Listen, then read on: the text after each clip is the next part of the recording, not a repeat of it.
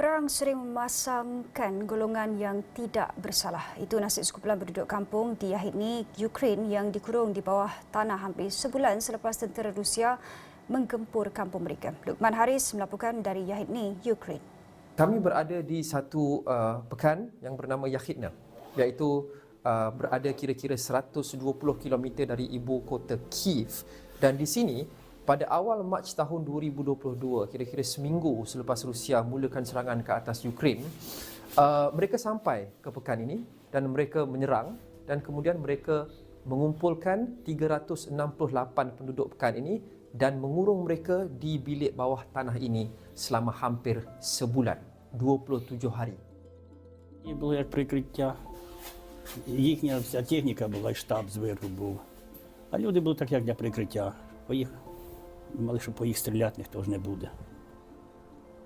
Ini adalah salah satu bilik daripada kira-kira 4 atau 5 bilik di kawasan bawah tanah ini.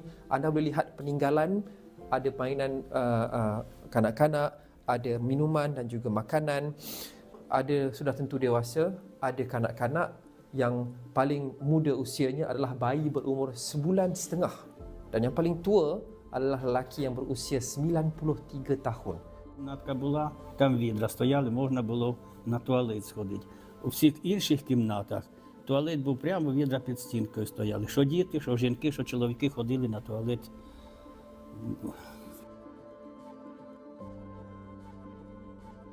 Ini adalah konteks bagaimana sempitnya ruang ini.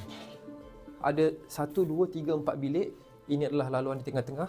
Dan sekali lagi, 368 orang terkurung di bawah ini selama sebulan. Dan kalau kita lihat salah satu lagi bilik, dan kami diberitahu bilik ini sahaja menempatkan 35 orang.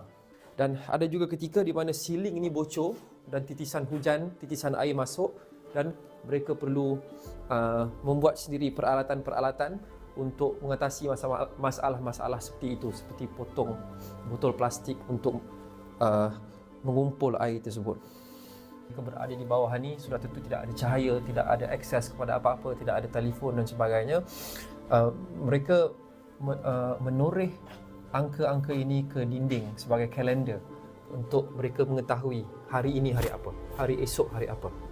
Dan ada segelintir juga yang lama-kelamaan menjadi tidak siuman, menjadi gila.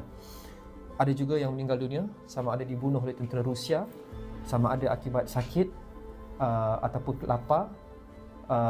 Apabila ditanya berapa ramai yang terkorban, lelaki itu berkata dia sendiri sudah tidak ingat, tapi ia sekurang-kurangnya 25 orang daripada kira-kira 370 orang berada di bawah ini.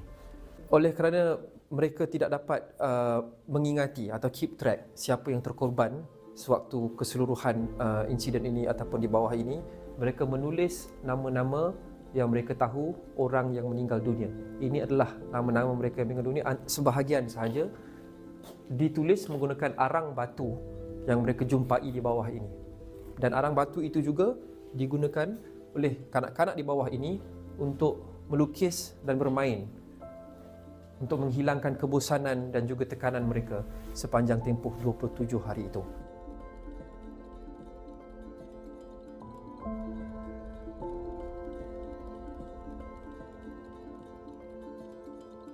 Постав в углу була сама менша, 1,5 місяця дитинка, яка постійно плакала. Не було у мамки молока, і нічим було кормити практично.